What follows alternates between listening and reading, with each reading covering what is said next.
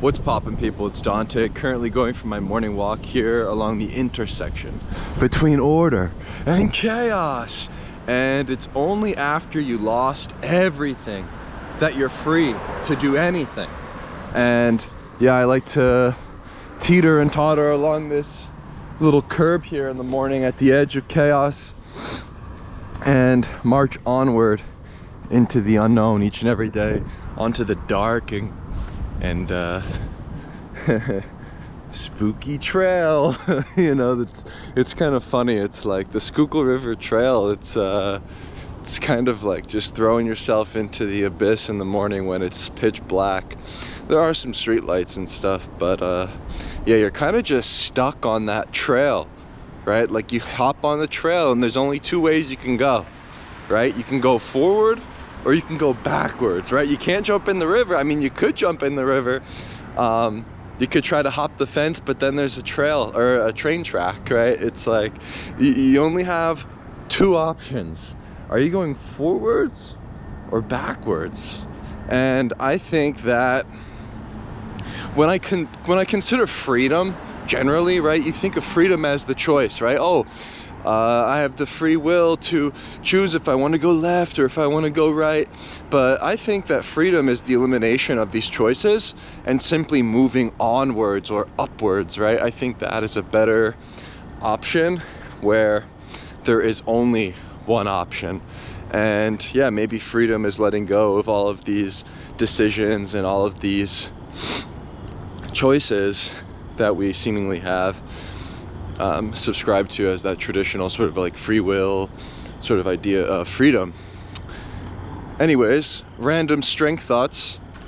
I think I'm getting stronger and stronger each day by 1%. And honestly, strength, the more that I think about strength, is it really does derive from the ground up, from your feet to your legs, you know, up your spine, your back, your posture, and also your hands, right? Your grip strength.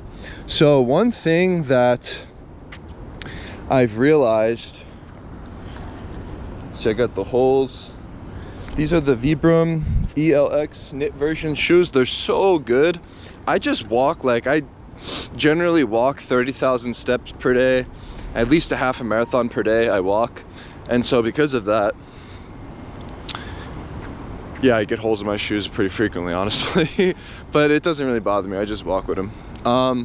But what I realized as a Peace Corps volunteer in Zambia, Africa, was the men, when they're building homes and they're making bricks and they're farming, they don't wear gloves. Like, I'll never forget when I went to handshake my host father, Bob Walia, when I arrived in my village, and he had this incredibly strong grip, you know, where his hand was calloused over, his hand was weathered and almost like a glove, you know. It was like his hand was the glove, you know, he didn't need a glove.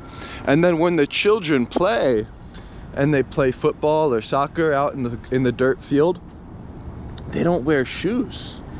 And to me, this was astonishing, because when I went to play, you know, I said, okay, I'll take off my shoes, you know, I'll try to see what it's like to play like a Zambian kid.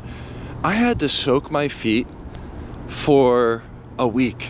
You know, I had blisters on my feet. My feet were not ready to play soccer without shoes on, needless to say. But those kids were out there doing it like it was just a regular day. And, you know, I think that the more that we adopt to these modern luxuries of wearing these thick sole shoes, like I'm thinking of these new, like this trend towards like the Hoka, like these Hoka shoes, like this may just be the worst shoe for street photographers, right? It's gonna weaken you. It's gonna make you adapt to the cushion and this big thick sole. But when your feet become used to walking barefoot, when your feet become used to the lack of ankle support, when your feet adapt to the concrete, to the dirt path, to the grass, and to the various terrain that you walk throughout the day, I believe this is what makes a formidable strong foot, and then ultimately a strong leg, a strong spine, a strong back. You know, I think that from the ground up, we should consider the way in which we think about strength and health. And yeah, needless to say, wearing barefoot shoes has been a big game changer. And then combining it with a 40-pound plate carrier. This is from Rogue. It's just 20 pounds in the front, 20 pounds in the back. This thing is amazing. Every morning I walk with it for an hour, and then I'll even, in the afternoon, I'll throw it on and I'll do pull-ups, I'll do push-ups, I'll do dips, I'll do farmer's walks. And the great thing about the farmer's walk is I put 2 heavy 80-pound dumbbells on the right and left of me, and I simply walk with them, focusing on my posture and focusing on my grip strength. And I believe that these things, I genuinely believe, ultimately determine our strength, right? You don't need to do the bench press and all these like superfluous lifting techniques, like even like the shoulder press, bench press.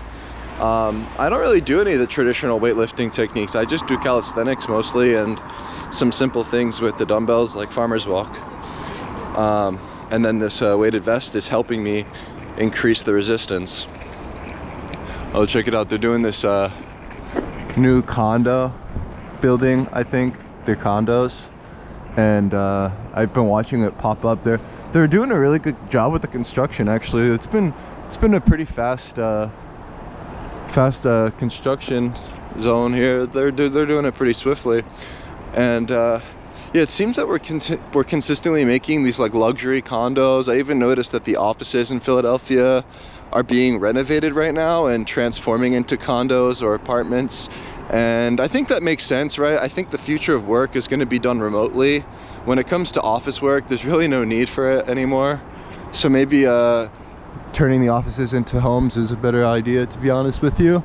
The funny thing I think about, though, it's like the more we live in cities and stack each other up like this, maybe the more unnatural the way of life is in a city. You know, just thinking of the contrast between the city of Philadelphia and Lancaster, where the Amish live off the land.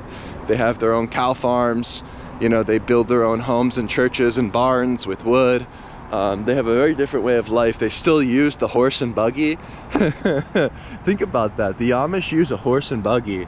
What is the equivalent of using a horse and buggy in modern times? So when the Industrial Revolution hit here in the United States and we implemented the automobile, there was no more need for these horses and buggies. You know, think about the smell of the poop that they would have to clean up just to operate this rudimentary way of transportation. Now in our modern world, we have the iPhone, we have platforms like Instagram, and to be honest with you, I think the equivalent of having to clean up the poop from the horse is similar to waking up first thing in the morning, grabbing your phone, checking your Instagram. It's like you check the Instagram, you get fed all this information. It's the equivalent of taking a poop, wiping it with your hands, smearing it all over your face and your eyes, and it just gets everywhere.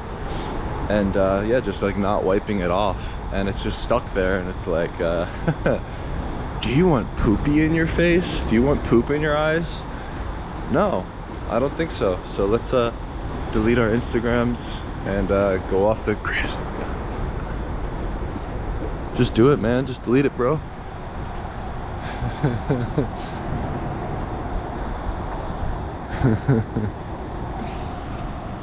Yeah, embrace silence in the morning and listen to the sounds of the insects.